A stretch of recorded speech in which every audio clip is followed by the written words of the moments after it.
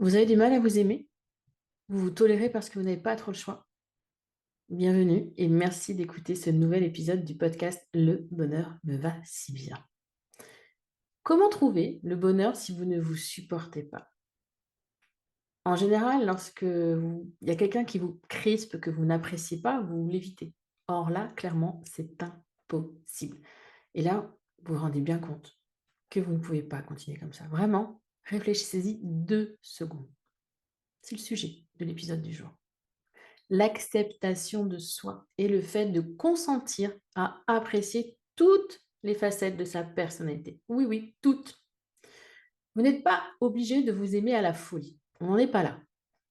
Mais ne restez pas dans cette situation inconfortable de désamour. Vous pourrissez la vie inutilement parce qu'en un mot comme en 100, vous n'avez pas le choix. Vous êtes la seule et unique personne avec qui vous allez passer la totalité de votre vie. Oui, donc si vous voulez avancer vers une vie plus épanouie, il est temps de vous retrousser les manches et de faire ce qu'il faut pour au moins vivre sereinement avec vous-même. Apprenez à apprécier vos parts d'ombre qui vous empêchent de progresser vers une meilleure entente avec vous-même, comme vos parts de lumière. Vous êtes prête? On va parler d'acceptation, d'amour de soi aujourd'hui. Parce que oui, vous êtes la personne la plus importante de votre vie. Si vous ne vous appréciez pas, comment voulez-vous être bien avec les autres? C'est impossible. Pour vous rapprocher de votre bonheur, de votre épanouissement, vous ne vous aimez peut-être pas, mais au moins vous devez essayer de vous accepter et de vous respecter. Si vous ne vous respectez pas, les autres ne le feront pas non plus. Donc pour cela, modifiez en quelque sorte l'angle de perception que vous avez de vous-même. La confiance en soi, c'est intimement lié à l'acceptation de soi, tout comme l'estime, etc. Toutes ces choses sont liées, l'image. Pourquoi la confiance en soi? Parce qu'elle correspond simplement à votre conviction personnelle que vous allez réussir. En d'autres termes, moins vous croyez en vous, moins vous avez confiance en vous, moins vous osez être vous. Vous dites que finalement non, ce n'est pas une bonne idée et vous n'y allez pas. La confiance en soi, ça a un impact juste essentiel lorsque vous serez assez vieille pour prendre un peu de recul sur la vie, vous vous rendrez vite compte que personne n'est parfait. Tout le monde pense avoir des défauts, aussi bien physiques que moraux. Alors, apprenez à vous montrer moins exigeante avec vous-même. Vous pourrez considérer vos imperfections à leur juste valeur et ainsi arrêter d'être dans le jugement permanent vis-à-vis de vous. En vous acceptant tel que vous êtes, vous comprendrez que vous n'êtes pas plus ou moins que la moyenne des gens. Vous êtes assez. Autre info, autre point, la façon dont vous percevez le regard des autres a forcément un impact sur votre capacité à vous tolérer. En même temps, clairement, il est difficile d'avoir des interactions sociales saines, comme je vous l'ai déjà dit, si vous ne vous acceptez pas tel que vous êtes. En recherchant constamment l'approbation d'autrui, vous créez une dépendance nocive. Cette attente d'une validation extérieure, notamment, enfin ça c'est dès le plus jeune âge, je vous en ai parlé dans l'épisode sur le syndrome de la bonne élève, ça alimente votre anxiété. Comment ils vont me voir? Oh, si même pas. Ah mais non, mais s'ils pensent ça, etc., etc. En accordant une importance excessive, j'ai bien dit excessive, au jugement d'autrui, vous vous mettez une pression juste énorme pour vous conformer aux normes de la société, aux normes de votre famille. Vous attribuez trop de valeur à ces soi-disant attentes au détriment de votre propre personnalité, de vos propres envies. Et en réfrénant votre vraie nature au profit du regard des autres, vous ne pouvez pas vous accepter tel que vous êtes.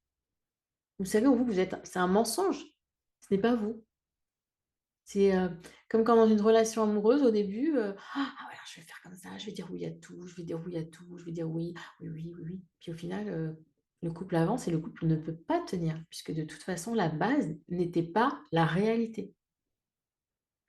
Donc, votre valeur personnelle ne dépend pas des autres, mais de vous-même, de la valeur que vous vous donnez. Chacun, chacune développe sa propre opinion, souvent façonnée par son expérience. Donc, détachez-vous du regard des autres, arrêtez de vous comparer sans craindre ou ignorer leur avis. Vous devez d'abord tenir compte de ce que vous souhaitez.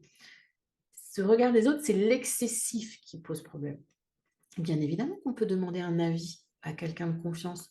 Bien évidemment que ce qu'ils vont nous dire, leur retour vont nous aider à grandir. C'est constructif.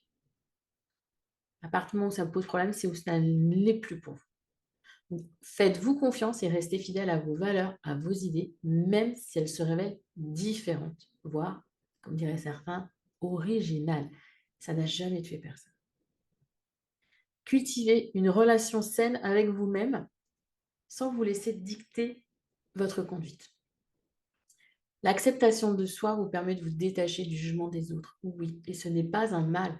Au contraire, car vos interactions, elles n'en seront plus que saines, sereines et authentiques. Je mets des petites guillemets sur le ça n'a jamais tué personne en le disant, je me suis rendu compte que ce n'était pas vrai. Nous sommes d'accord que parfois des personnes qui se disent originales, souvent d'un point de vue politique et dans certains pays, ça peut malheureusement les tuer. Si vous m'écoutez aujourd'hui, je ne pense pas que vous soyez dans cette situation.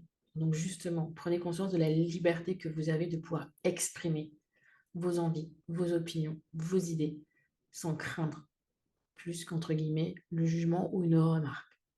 C'est hyper important pour moi de vous le spécifier aujourd'hui, parce que quand je me suis entendue dire après, on va quand même nuancer cette petite chose-là.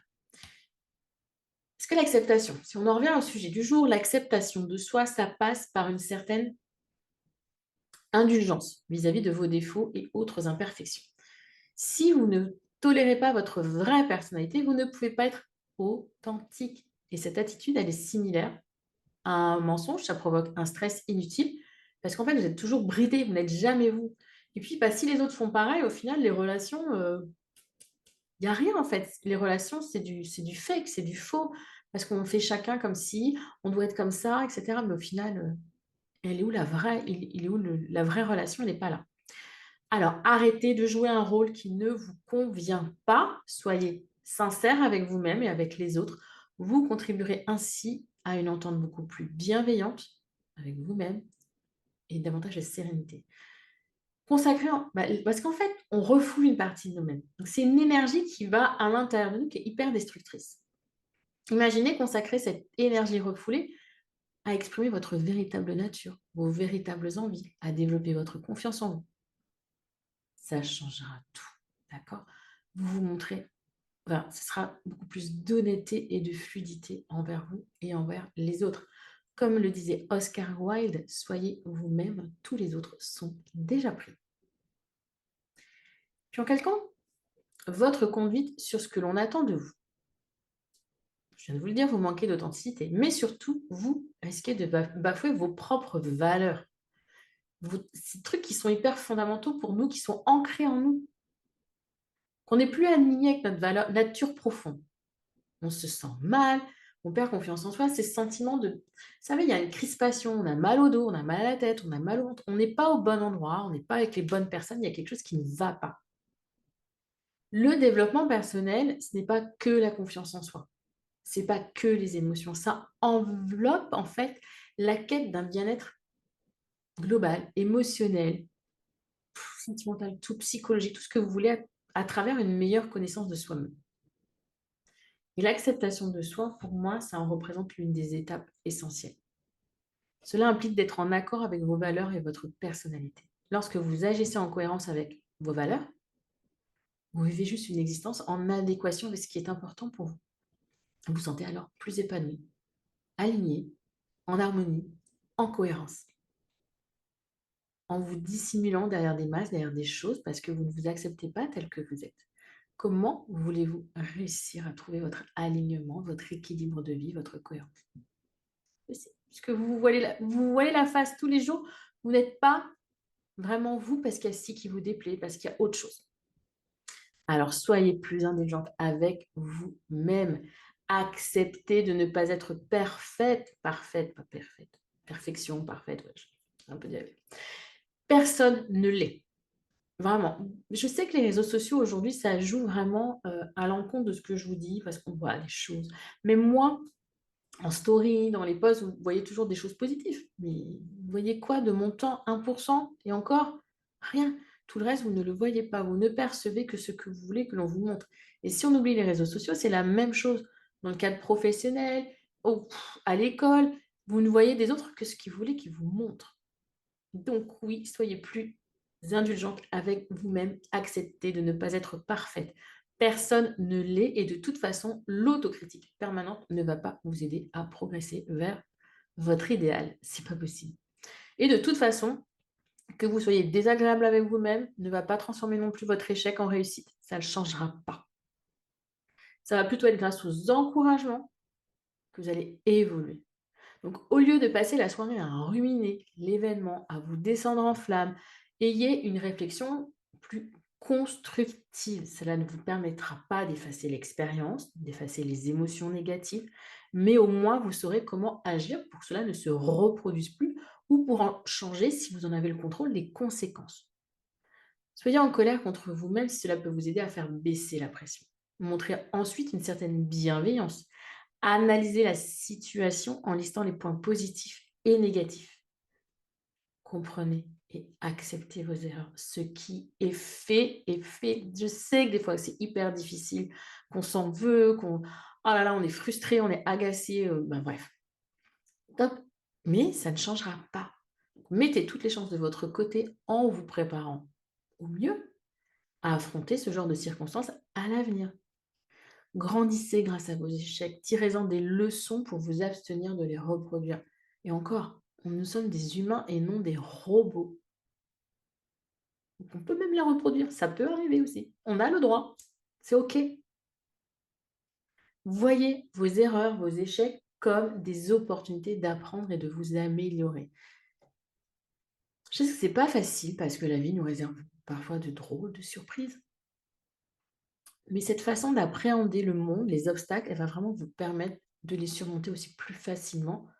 Et en assimilant vos erreurs, votre critique sera plus constructive et va contribuer à renforcer votre confiance en vous et également vous sentir mieux avec vous. J'ai une autre citation, tout à l'heure je vous ai parlé d'Oscar Wilde, là c'est Lila Coca. Les erreurs font partie de la vie. Vous ne pouvez pas les éviter. Tout ce que vous pouvez espérer, c'est qu'elles ne soient pas trop coûteuses et que vous ne vous fassiez pas la même erreur deux fois. Mais l'erreur fait partie de la vie. Et c'est pas ça, c'est pas une erreur qui doit faire que vous vous détestez pour des mois et des années. Cette erreur, qu'est-ce qu'elle vient vous apprendre? C'est ça l'important. Pour développer aussi une certaine acceptation de soi, on continue le fil conducteur, mais il est important de ne pas se voir toujours d'une façon trop négative. Entraînez-vous à être positive autant que possible vis-à-vis de vous-même, à travers des simples gestes du quotidien. Prenez conscience de vos qualités. Qu'est-ce qui vous empêche de les lister, vos qualités? Renforcez vos bons côtés en les encourageant. Ah yes, j'ai fait ça, c'est trop bien. Pratiquez une positive attitude en essayant d'éprouver des pensées de plus en plus optimistes. Chopez une de vos pensées. Alors j'ai dit ça comme ça, comment je pourrais formuler ça d'une manière peut-être un peu plus douce, d'arrondir un peu les angles, doucement mais sûrement. Tenez un carnet de gratitude, mais des gratitudes envers vous-même. Je me remercie pour. Ça fait toute la différence, vraiment. Ou le journaling également. Vous pouvez célébrer vos victoires, etc. Identifiez vos réflexions, vraiment les croyances, c'est plutôt que les réflexions parce que je vous ai déjà parlé des pensées. Vraiment, qu'est-ce qui vous pousse à avoir ces pensées? Si vous allez au-delà de votre pensée, et là on est dans le modèle de Brooke, dont je vous parle, je crois, dans l'épisode 20, essayez de les transformer en remarques plus confiantes. Et vous pouvez pour ça lister vos victoires, vos réussites, les fois où clairement vous allez me prouver l'inverse. L'acceptation de soi va vous permettre de vous concentrer davantage sur les expériences positives et les réussites que vous vivez, plutôt d'être en mode je tourne en boucle sur le négatif. D'accord? Il y a, pardon, il existe pour vous aider dans l'acceptation de soi différents outils. Mais celui dont j'ai envie de vous parler, et j'en ai choisi qu'un aujourd'hui, c'est le Human Design. Parce qu'il va vous permettre de mieux comprendre, connaître votre mode de fonctionnement.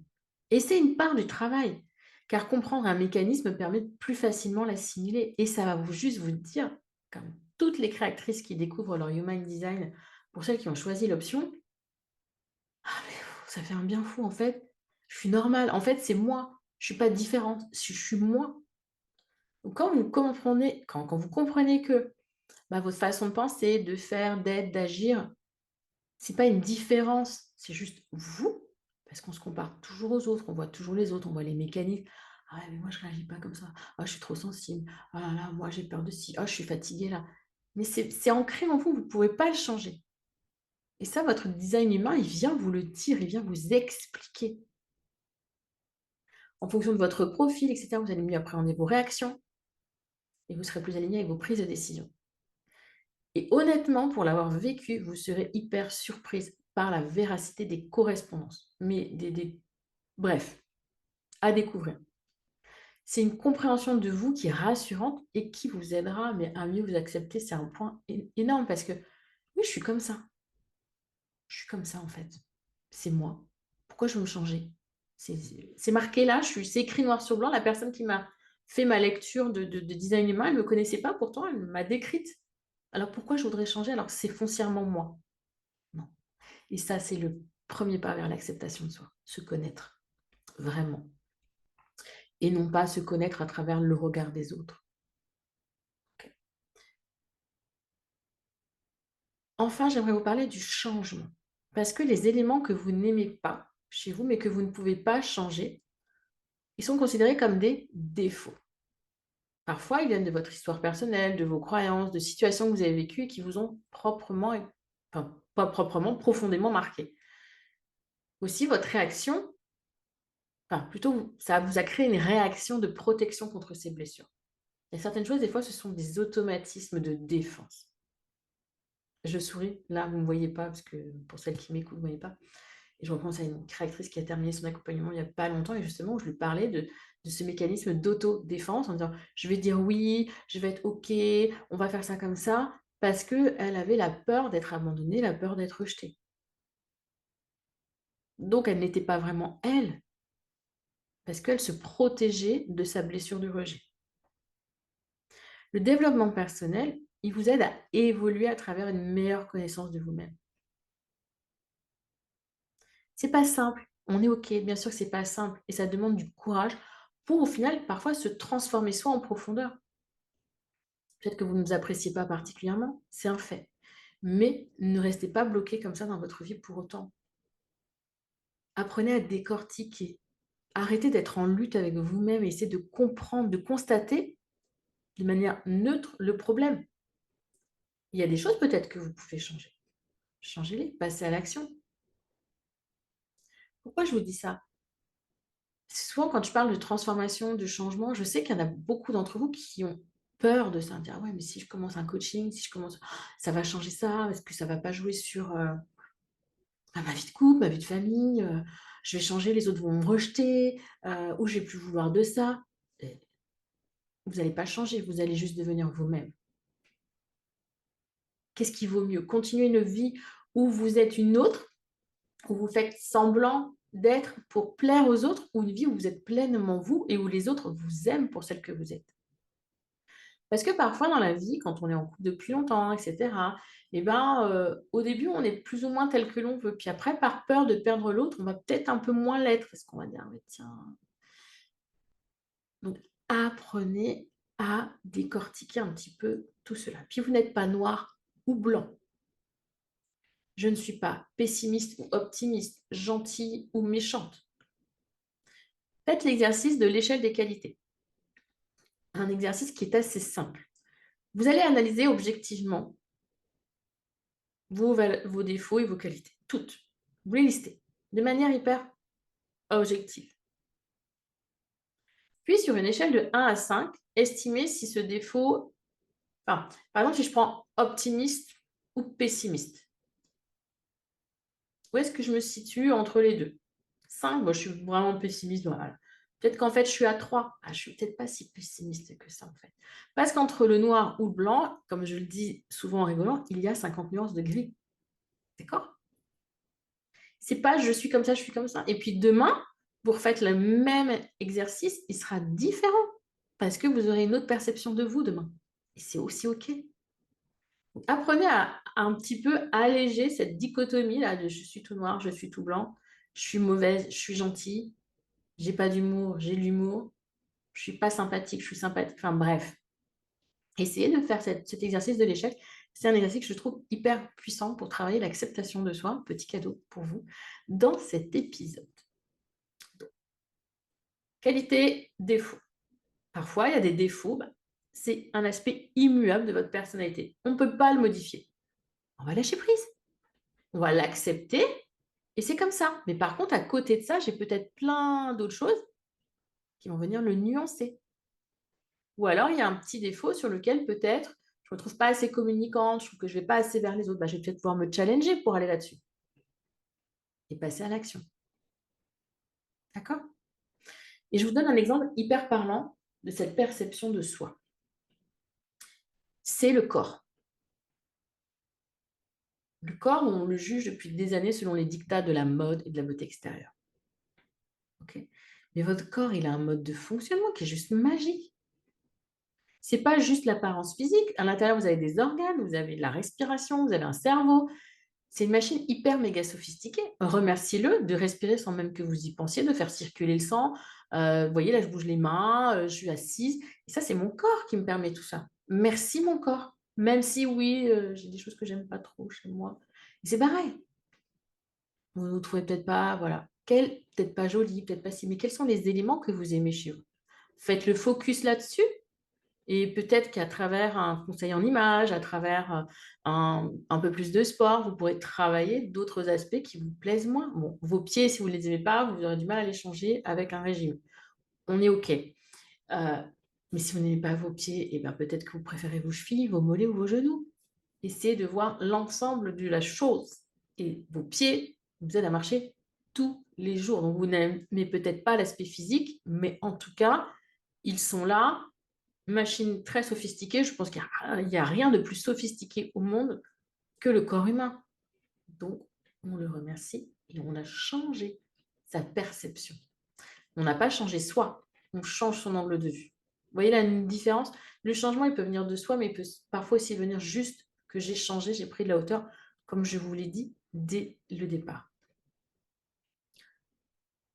L'acceptation, c'est reprendre vraiment une étape primordiale vers votre bonheur. C'est un cercle vertueux. Vous vous tolérez tel que vous êtes, donc vous avez assez confiance en vous pour vous montrer plus authentique et épanoui. Et si je reprends un petit peu tout ce que je vous ai dit dans cet épisode, c'est un travail sur la confiance et l'estime de soi qui sont liés en fait. La confiance, c'est notre croyance, notre capacité à faire. L'estime, c'est la valeur que l'on se donne, l'être. Le regard de l'autre, qu'est-ce qu'il me renvoie, qu'est-ce qu'il me dit, comment m'en détacher. Parce que ce regard de l'autre, il est pesant, il fait que j'ose pas être moi. Et du coup, comme j'ose pas être moi, je m'éloigne de ma propre authenticité. Je m'éloigne de mes valeurs personnelles. Donc, en étant bienveillante, indulgente et patiente, je peux réussir à m'accepter en regardant le positif, parfois en apprenant à nuancer certaines pensées, certaines croyances, en disant, attends, j'ai cet exemple-là qui n'est pas bon, ou encore, je l'ai formulé comme ça, peut-être que je vais essayer de formuler comme ça. Et surtout, l'outil, le design humain est pour moi l'étape number one pour aller vers cette acceptation parce que le human design, c'est la connaissance. Qui je suis censée être si je retire tous les conditionnements de l'adolescence, de l'enfance, de l'éducation, de la société, etc. Donc, je suis comme ça. OK. Et ben, je m'accepte beaucoup mieux. Puis après, quand on est dans le design humain, il y a tous ces déconditionnements dont il faut sortir qui peuvent être compliqués. Et il y a aussi cette notion, il y a parfois des choses en moi, des réactions que j'ai depuis, mais que j'aimerais changer, ou des choses, des qualités du coup, si c'est des qualités, généralement on veut les garder, des choses qui me sentent, avec lesquelles je suis pas OK parce que je pleure trop, je me mets en colère trop vite, je suis trop timide, je rougis comme une pivoine, j'ai peur des pigeons, j'en sais rien, je ressens de l'anxiété, je suis en panique dès que je dois prendre le bus. Peut-être que ça, ce sont des choses sur lesquelles vous pouvez évoluer et changer. Voilà, j'arrive au terme de cet épisode. Mais du coup, vraiment, ne pas vous aimer revient à vous retrouver en lutte constante avec vous-même au lieu de profiter de la vie. Admettez que vous n'êtes pas parfaite, c'est OK, et qu'il y a certaines pardons que vous ne pouvez pas changer. Travaillez sur ce que vous pouvez transformer, entre guillemets, grâce aux conseils que vous venez de découvrir. Accordez-vous davantage d'attention, d'amour et de temps pour vous. Consacrez vraiment plus de temps à vous, à la bienveillance, à vous aimer, plutôt que d'être dans cet auto-sabotage et cette autocritique quasi constante. Vous accepter tel que vous êtes dépend beaucoup de votre propre détermination à apprendre à vous connaître et à passer du temps avec vous-même. C'est la base du développement personnel. Donc si vous êtes là, c'est que logiquement, c'est un souhait pour vous. Vous souhaitez quand même aller vers du changement. Et si vous souhaitez vraiment aller vers ce changement en profondeur, rejoignez le programme Créatrice. Je n'ai pas d'autre chose à vous dire. Pourquoi? Parce qu'on va vous montrer le chemin, vous allez avoir votre fil rouge, et vous allez pouvoir évoluer en étant guidé, accompagné et entouré d'autres femmes. Vous avez le droit au 100% bonheur, vous avez le droit à une vie 100% épanouissante, vous avez le droit d'être vous. Voilà, et d'être l'actrice de votre vie, de créer une vie qui vous correspond, de reprendre un petit peu ce pouvoir qui vous échappe. Vous savez, ce sentiment de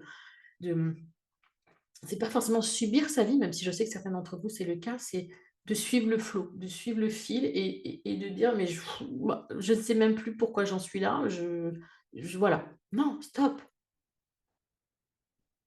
On a un pouvoir de choisir et de décider sur sa vie et il est grand temps que vous repreniez ce pouvoir. Si vous souhaitez en savoir plus sur Créatrice, je vous mets le lien, bien sûr, sur le programme dans le descriptif de cet épisode. Et si vous avez envie de passer le pas, de toute façon, sachez que ça passera par un rendez-vous avec moi ou avec une des co-coachs du programme pour faire le point sur est-ce que c'est réellement fait pour vous? Parce que ça, c'est un indispensable et nous, on aura l'honnêteté de vous le dire, je vous l'assure. Voilà. L'épisode touche à sa fin, il est terminé. Donc, lorsque vous vous autorisez à être pleinement vous-même, sachez que vous allez libérer une énergie de ouf. Vraiment un truc positif incroyable. Vous me demandez parfois, Audrey, comment tu fais pour faire tout ce que tu fais? Mais parce que je suis à la bonne place, parce que je suis moi, parce que je kiffe ce que je fais, parce que vous accompagnez, vous guidez, vous aidez, ça me passionne. Et je sais que je suis au bon endroit, que je suis entourée des bonnes personnes, que ce soit d'un point de vue familial, d'un point de vue amical, d'un point de vue pro. Donc j'ai cette énergie qui n'est plus tournée contre moi-même, que je peux mettre au profit de vous, des autres, de ma famille, de ma fille, et cetera. Et ça, c'est juste génial. Je suis moi, j'exprime ma vraie nature et je pense aujourd'hui d'être dans des relations avec les autres beaucoup plus saines qu'avant, où j'étais beaucoup dans le paraître, le happy face. Happy face, ça veut dire je vais bien, tout va bien, même si tout ne va pas bien, je ne le disais pas. Aujourd'hui, je suis capable de le dire et de le montrer et ça fait un bien fou. Et cette énergie, je la mets au profit de ma cohérence. Donc réfléchissez bien à toute l'énergie que vous gaspillez à être dans l'autocritique, l'autosabotage, toutes ces choses-là qui sont un petit peu négatives vis-à-vis de vous-même. Et si cette énergie, vous la mettiez au profit de votre vie pour avancer, changer, évoluer ou pas, ou même juste redécorer votre maison, lire un bouquin, je n'en sais rien, des choses parfois qui sont simples. Quand je vous parle de changer, vous avez souvent peur de dire: «Ah, change» non, mais le changement, parfois, c'est juste ça, un tout petit bout là, 2 millimètres et qui vont nous apporter un bien-être de fou. Donc voilà, je vous mets les liens dans le descriptif. Je vous donne rendez-vous la semaine prochaine. On parle la semaine prochaine de victoire, de réussite, de succès, comment les célébrer et pourquoi c'est important. Bye bye, prenez bien soin de vous. Je vous dis à la semaine prochaine.